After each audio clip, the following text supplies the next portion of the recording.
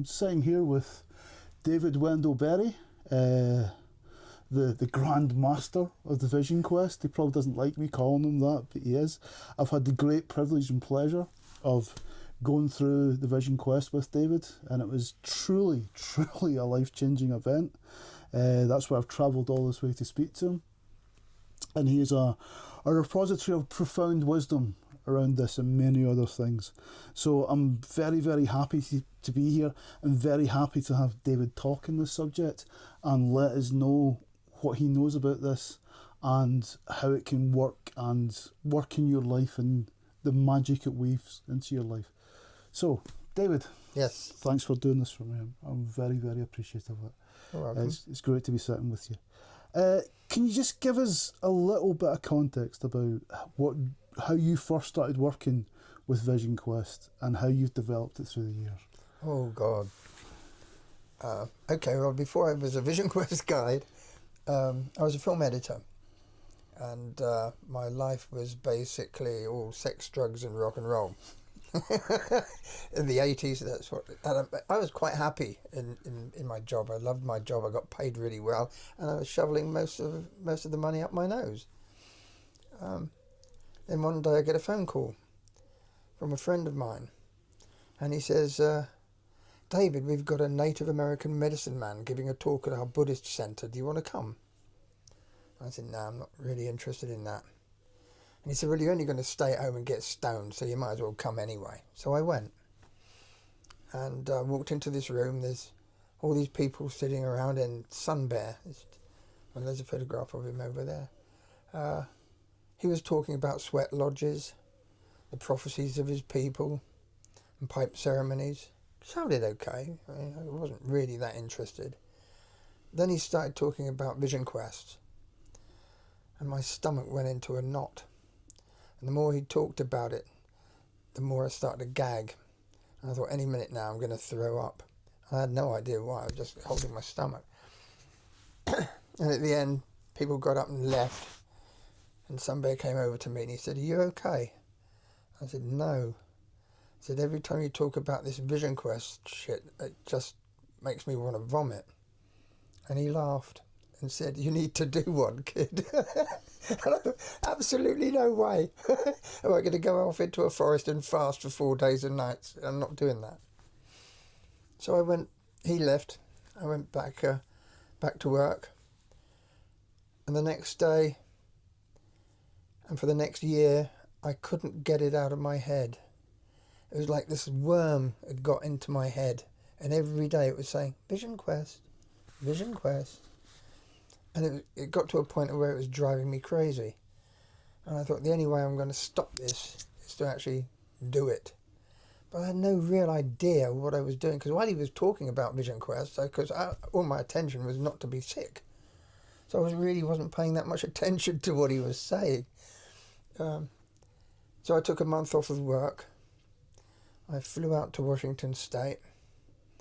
And to cut a long story short, Sunbed takes me up the mountain.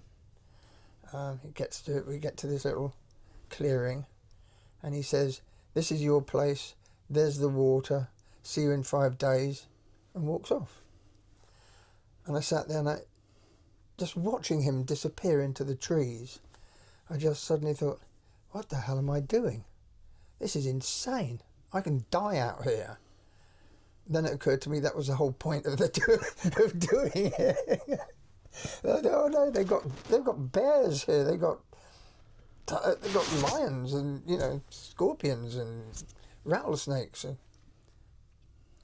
But then after going through about half an hour of panic, I realised it's such a beautiful day. I might as well make use of this and have some fun. So I started making castles out of pine cones. There were just hundreds of pine cones all over the floor, and I made castles, I made spirals, made all kinds of shapes with the pine cones, and then eventually I just made one huge great big circle with the pine cones. And I sat down, looked at it and thought, oh, that's okay. And then I noticed that there was a branch in the middle of the circle. I thought, that's weird. How come I didn't see that before? But I hadn't. And then I noticed that there was something on the branch that I'd never seen before. So I got up and had a look at it. And it was a praying mantis. Weird creature. And it was half in and half out of its skin. I didn't know they did that. And I thought, whoa, that's really such an amazing thing to see in the wild. And I sat down on the log and I just watched it to see what it was going to do. And I watched it for hours. It didn't move at all. But the sun had moved. And it was in the shade. So I got up and I picked up the branch and I moved it around and I put it down again in the sunlight. And I sat down and I looked at it.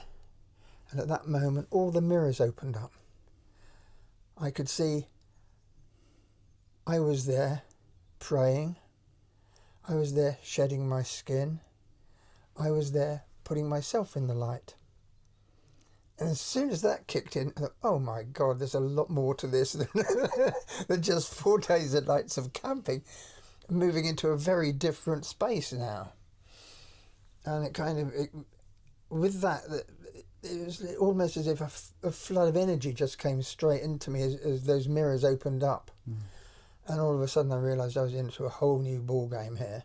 Mm. That this was primal stuff. Mm. And this is nature beginning to talk to me, which was absolutely awesome. And so the days go by and I got deeper into that space. And on the 3rd day, I was sitting on the edge of this clearing. There's a huge drop and the mountain ranges in the Cascade Mountains, Washington State. Absolutely stunning landscape. And I was just sitting there on this rock, looking out across the landscape. And all of a sudden I hear this noise. It goes zzz, and this great big dragonfly landed on my knee. Whoa! And I looked at it and it was sparkling. You know, their wings are kind of translucent and shimmering. You know, it looked magical. I just looked at it and I said, "Oh, hello." And it looked up and said, "Hello." And I said, "Oh, how are you?" It said, "I'm all right, thanks. How are you?" I said, "Well, I'm feeling really exhausted, actually." It said, "Yeah, I know. I've been watching you for the past 3 days." I said, "Well, how do you think I'm doing?" It said, "Oh, you're doing all right." I said, "Okay, thanks." And it flew off. And at the time, I didn't even think it was unusual. It just felt so normal to have a conversation with a dragonfly. I really didn't pay much attention to it. And then the next day, the 4th day, I'm sitting in the same place and I'm looking out right across the valleys. And I see this little black dot going slowly across the horizon. I thought, oh, what is that? You know, maybe it's a plane. And it's not a plane, it doesn't have any lights on it or anything. And then, of course, I begin to fantasize about it. You know, I'm feeling so spaced out anyway. I'm saying, oh, yeah, I know what that is. That's an eagle. And I called it, said, "Eagle, come and visit me." And as soon as I said that, it stopped. I thought, what? No, it's not an eagle. You know, they don't hover. You know, this thing's just stopped. Why hasn't it dropped out of the sky? It's really weird. And I watched it for quite a long time before I realised it hadn't stopped. It was coming towards me. And over about 20 minutes it got bigger and bigger and bigger and bigger and bigger. And it flew right over my head. And it was a huge bald eagle. White head, black body. And as it went over my head, it looked down at me. And I just burst out in floods of tears. I called and it came. And it was just unbelievable. And then, of course, I packed up everything, came back to base camp. And as I was coming off the mountain, I passed this woman, and I stopped her and I said, "You didn't by any chance see an eagle flying over yesterday, did you?" And she said, "Oh, the big bald eagle. Yeah, that was really close." And, oh my God, that really happened. Mm. And I had a conversation with a dragonfly. That doesn't happen in everyday life. And I realised that something deep had moved in me. So anyway, after 4 days, after that, 4 days later, I was walking back into my cutting room at London Weekend Television. And my assistant opened up this film can.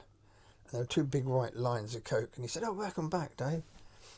And I looked at him and went, "Oh, yeah." And I picked up the straw and I bent down to snort it. And then I stopped. I put the straw down and I looked at him and I said, "Don't do that anymore." He said, "What?" And I said, "What?" And then I realised I was not that person anymore. So if I wasn't that person, who was I? And that's when I made a decision to save up my money, quit my job, go back to America and become an apprentice to Sun Bear, which I did for 8 years. And of course, when I started working with Sun Bear, I started to get taught by at least about 10, 11 different medicine men, all sharing with me. So I learned how to run vision quests, how to run sweat lodges and pipe ceremonies, and my whole life just totally changed. But I never wanted to be a vision quest guide. My idea was, I was going to make documentaries of Sun Bear and all the other medicine men. That was my aim. And that changed quite rapidly after I did my first vision quest with Stephen and Meredith in the desert. That changed. And that was Stephen Foster, Meredith Little. Yeah. They were the sort of pioneers. Well, they just started the School of Lost Borders. Okay. But in those days, they were just working from their back garden, small groups of people. And, when Renata and I started training with them, there was just myself, Renata, Stephen and Meredith. And they became very good friends. Okay. And, of course, teachers as well. Can I just ask a question there? You talked about the world started mirroring and you entered into this different space where you could start to read the landscape and you seem to have agency in the landscape beyond the conventional that you could call legal. What do you think that space is? Well, the space is always there. It's how we slip into it. Basically you think this is what you see around you is the real world. But it's not. It's just a small part of the real world. The real world is absolutely huge.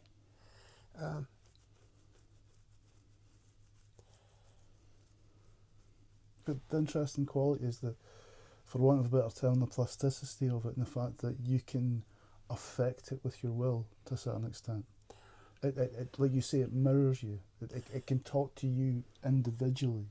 These sort of animal phenomenon, meteorological phenomenon, it can talk to you individually. Well, nature knows exactly why you're there. When you're doing a vision quest, nature is totally aware of who you are, why you're there, and what your purpose is. You're the one that doesn't know. Obviously. So by being there, when you're on a vision quest, it has 3 phases.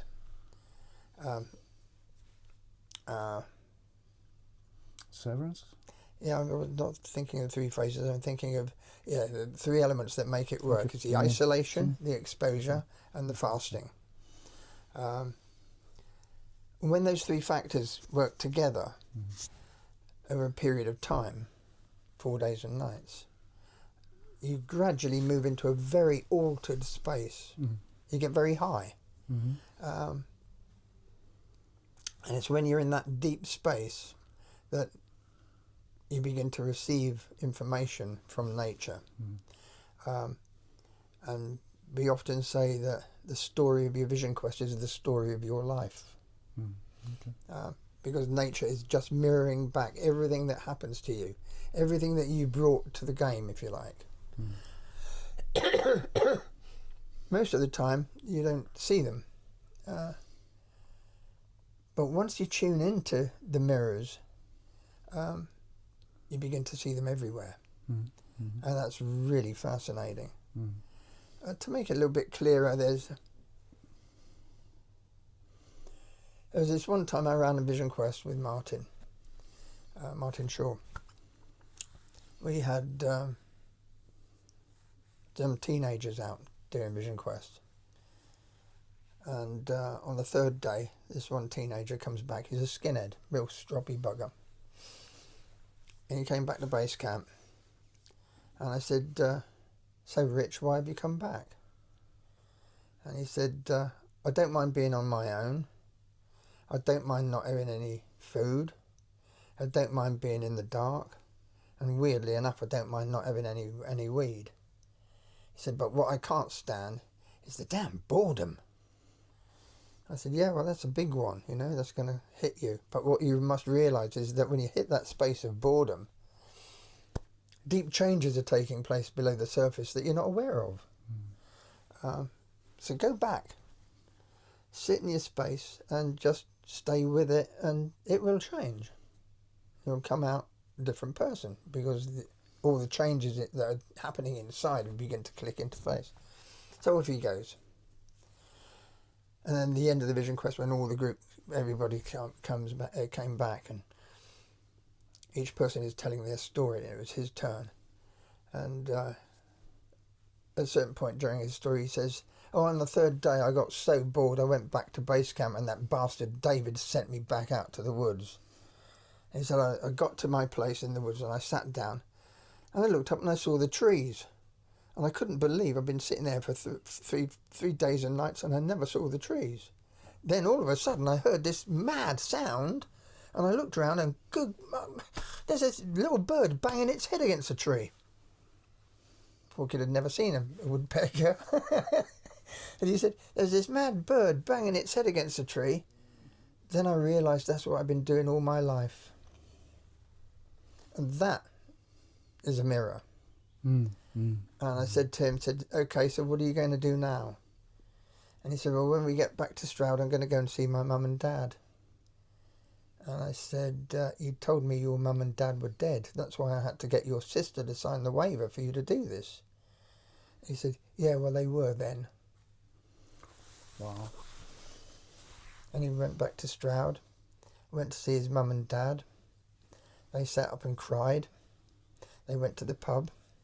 They came back, his dad went to sleep, and him and his mum sat up all night talking. And he got his family back. That's extraordinary. So there's a couple of questions that come out of that.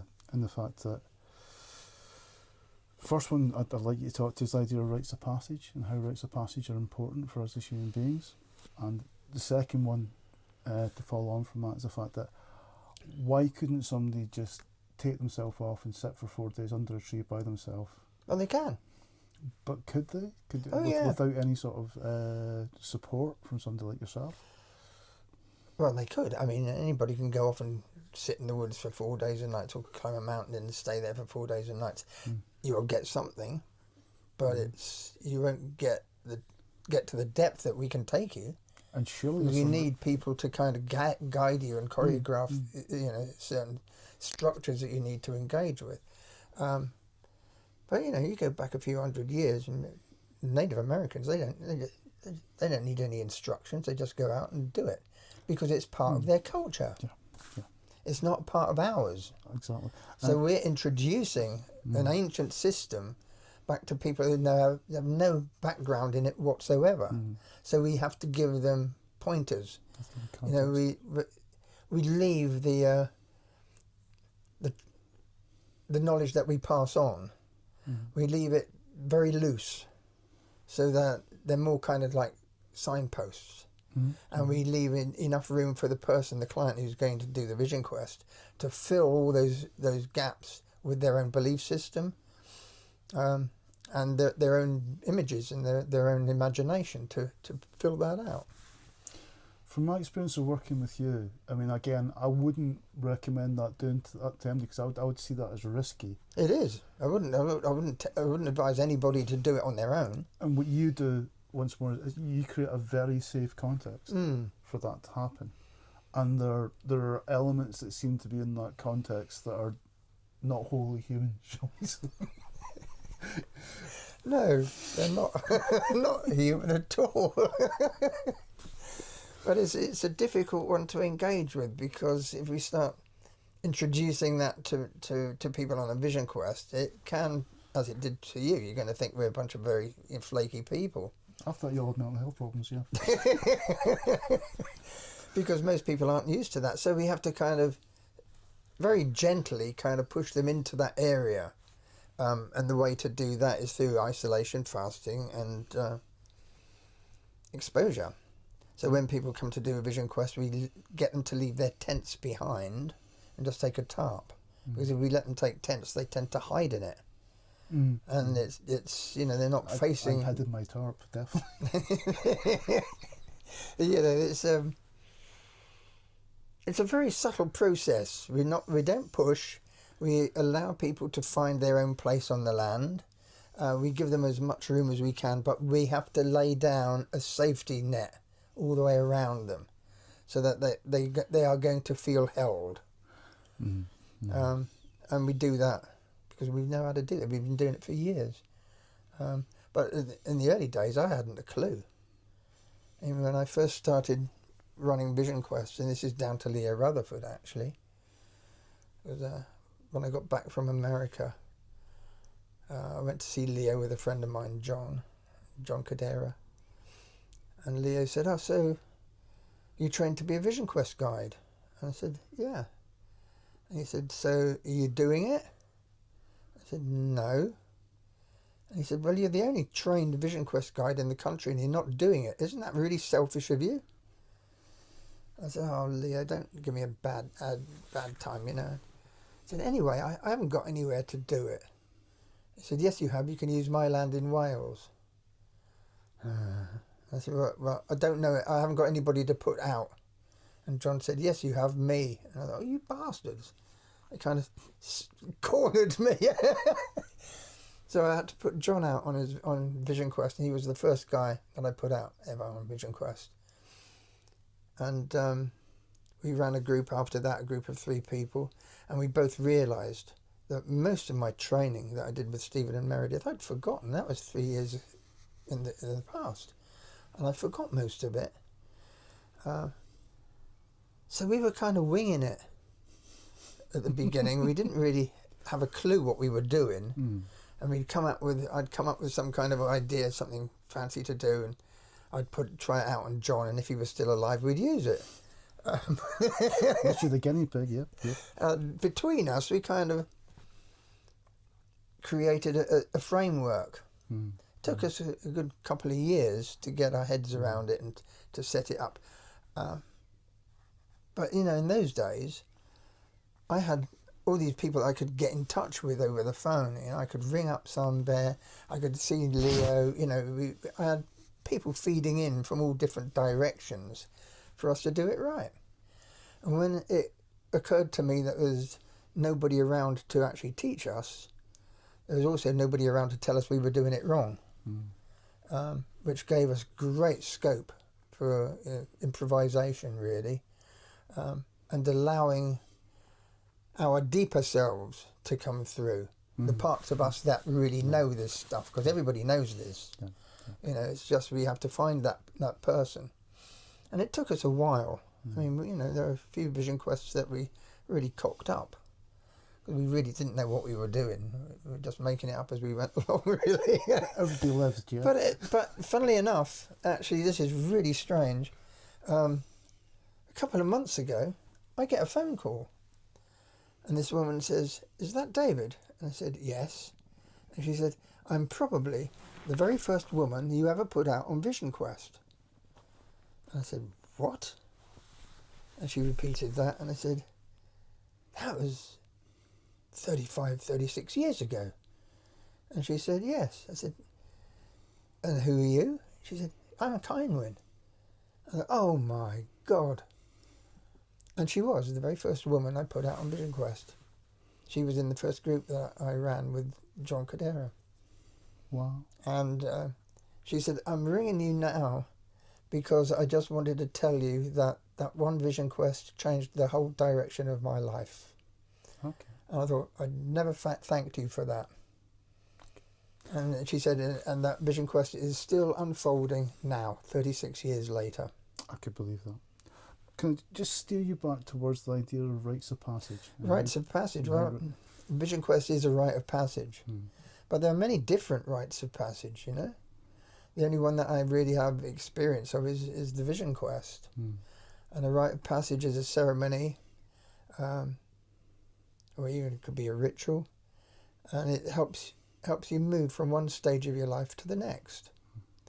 One stage of your life comes to an end, the new stage of your life starts. Where there's an end, there's also a beginning. And the rite of passage, for a rite of passage to really work, it needs for you to engage with. You need to have an encounter with your own personal death, a personal, intimate encounter with your own personal death. That moves you from one stage to the next. You know, in Africa, certain African tribes, you know, the teenager would be taken out and given a spear and said, "Don't you come back until you've killed a lion." I can't think of anything more scary than facing a lion with a spear. Absolutely. You might not survive that. You might not survive it. But of course we don't have that on the vision quest, but what we do have is the fasting. And over the period of 4 days and nights, you're fasting, you're moving into a very altered state. That can feel as if you're dying, because you're empty, your belly is empty, and you're not too sure the terrain that you're in, and it feels very otherworldly. And as a rite of passage, it really works. Absolutely. And you know, I did some tests in the early days when John and I started doing this. I was teaching people different processes like the teachings of the shields and other different techniques that we're using, and I could see how that would affect, you know, their vision quest. And I thought, well, I wonder if people really need all that. I'm going to try running a vision quest group without any of these instructions or directions, and to see how that goes. So I ran a vision quest, and I gave the vision questers, I didn't give them anything apart from just support. We're here to hold the space for you. But I didn't give them anything else. I didn't tell them about the 3 different stages of the vision quest, you know, severance, threshold, and incorporation. I didn't mention any of that. I didn't give them teachings of the shields at all. I just sent them off. And when they came back and they told their stories, I could actually see the teachings of the shields unravel in their stories perfectly. I didn't have to give it to them because it happened anyway. And it showed me that this is a hilariously powerful ceremony to do, and it's absolutely life-changing. Yeah. And I've tried so many things in the past. I've done all kinds of stuff, but nothing comes close to the vision quest. You talked about, you know, the death, the sort of metaphorical death and the rebirth, which is really important, which is fascinating because that underpins so many spiritual ideas in the world. But also, you talked about the rites of passage being really important, and it seems to me that right now, particularly in the sort of Western world we live right now, there's no real rites of passage, and people seem to be stuck. Oh, yeah. They seem to be stuck in one sort of age, and unless they do something that moves them into the next part of their life, they'll just stay there forever. Yeah. And they'll stay chasing their tail. Well, you see, our ancestors knew the importance of rites of passage.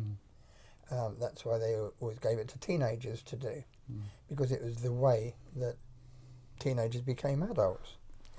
I once asked a holy man, I think it was a Lakota holy man, I said, what is a vision quest? And he said, the vision quest is the way my people make human beings. I thought, oh, that's really interesting. unfortunately, in our culture, we've lost that. Mm-hmm. Mm-hmm. And we're suffering the consequences of that. Absolutely. Our culture makes consumers. Now, it really came to light for me when we were going through Brexit. I turned the TV on and I watched all these politicians, and it looked like a bunch of teenagers having a punch up in the playground. Mm-hmm. And I realised there's not one adult there. No. They're all children, because none of them have actually been initiated into being an elder, being an adult. And it really shook me up, and I thought, oh my God, nothing worse than having a country that's run by a bunch of delinquent teenagers. No. And that's what we have right now. I hate to say it, but yeah. It seems that's the case. You mentioned the Four Shields and how you use that to underpin some of the stuff you do. Can you talk about the Four Shields and what they mean? No, I'd rather not. Okay, right. That's cut that one off at the legs. Okay. No, because I was always taught that the teachings of the Shields is sacred knowledge. Okay, so you would need to come, for somebody to get the Shields, they need to come and see you and do a vision quest with you. Yes. So we'll keep that special and separate. Okay. I don't feel comfortable talking about That's absolutely fine. in this way. Yeah. Well, excuse me for asking. I can tell you it's a beautiful map. Mm-hmm. And yeah, it's one that is totally applicable to doing the vision quest. Mm-hmm. It's like the foundations. The vision quest is basically 4 days and nights, 1 day and night for each of the 4 directions. Mm-hmm. Mm-hmm. And it works beautifully. But even if you don't teach that, the shields still unravel. It's still. That's why it's important to spend a day and a night in each of the 4 directions. It's why I asked the question, because you're talking about how people move through from child to adolescent to adulthood. That seems to be one of the models in which that takes place and happens, in the way it sort of cascades from moment to moment through to life, through to seasons. It's got this wonderful sort of telescopic aspect to it, that it but works. it's huge. There's a mountain of stuff there. I can remember when Stephen taught it to me. I looked at him and I said, I kind of know this.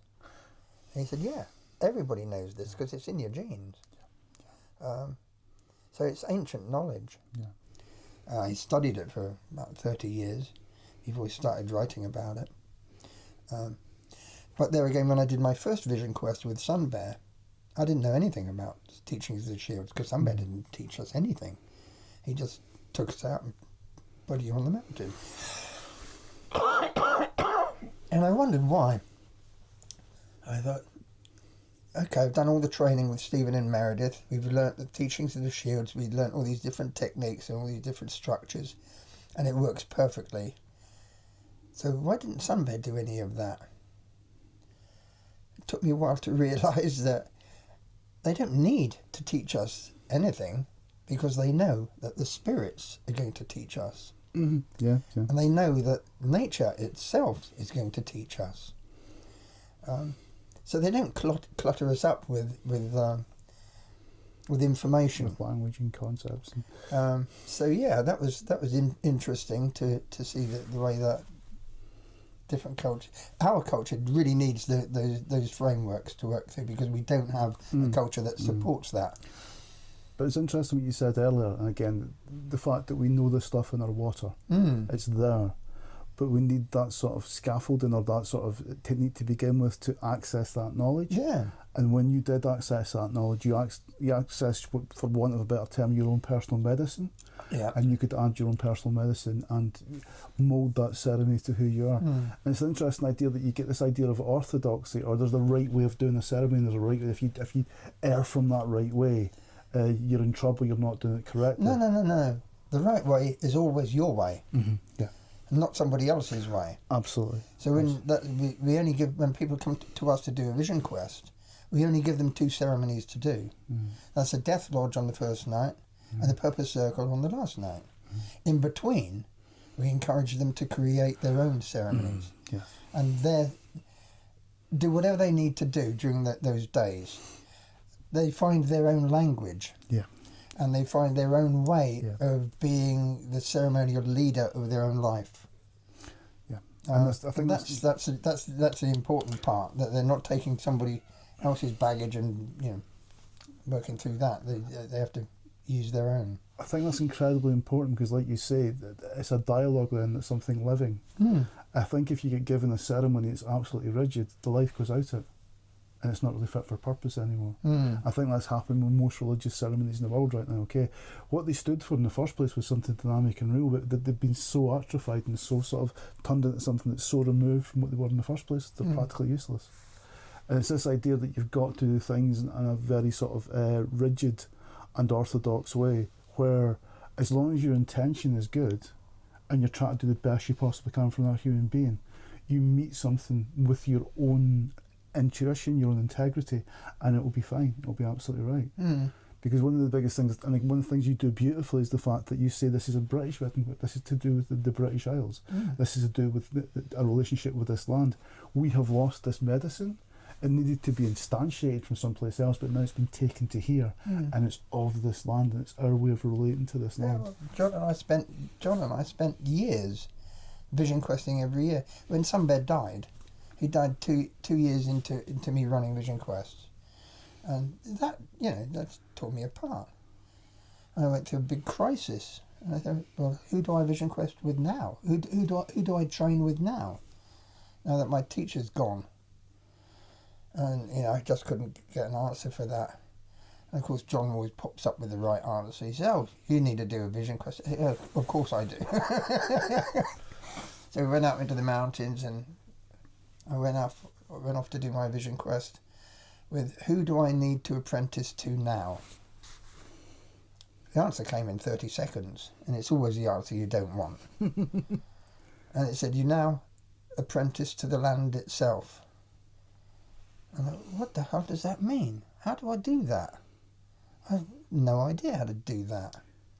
I don't even understand it, How do I apprentice to the land? I want somebody I can argue with. I want somebody who's going to tell me what to do, Show me what to do. But I hadn't a clue. I eventually came to the conclusion that the spirits were having a joke on me. I thought, oh well, I obviously don't understand that. I don't understand what it means to be an apprentice to the land. It makes no sense to me. I'm just going to shelve it. I shelved it. But every year I kept doing my vision quest. And it was only years later that I realised, by doing my vision quest every year, I was apprenticing myself to the land without even knowing it. And I'd go off and do a vision quest, and I'd come back and I'd have a different aspect of the way we work. Oh, people usually turn up with a lot of fear of the darks. I know, I'll introduce the night walk. So we included the night walk. And we kind of started to refine, the way we operate and the way we work. And we were, both myself and John, are taking up all our cues from our own vision quests. Now we're not looking for other teachers. We've got our teacher. It's out there. It's called the land. So each time we did a vision quest, we'd come back and refine the way we work and change it in different ways, and it always came out really well. And it's like we were both apprenticing to the land, and it just worked really beautifully. Basically, because we didn't even know what we were doing. We just kind of just being moved, if you like, by the land itself. It was just magical, and we had a lot of fun doing it, and huge magical experiences were popping up everywhere, and some pretty scary times as well. We've been talking for quite a bit, David, and again, I'm aware that people will watch this and there's quite a lot to get through. I think that's a good place to stop. You've given us so much. That's been an absolute meal. You're going out again this year, aren't you? Sorry? You're going out again this year in Vision Quest? Yeah. End of May, beginning of June is the first one. We have another one at the end of August, beginning of September. And we're supposed to have one in between. But I haven't settled on those dates yet. Okay. I think 3 vision quests is about as much as I can deal with. Fair play. My energy is a lot lower now because of my breathing. I've got COPD, and I've already had one stroke, so I don't want to be pushing myself. Although I'm being called, I feel a calling to do sweat lodges again. You're looking about 5 years younger than I first saw you. So that's true. So you'll find the details of them on your website, which is earthencounters.com. Yeah. Okay, so again, if anybody wants to go on Vision Quest, they'll find you there. Thank you very much. Yeah, it was you're an welcome. absolute pleasure and an honour. Thank you. Thank you. Thank you.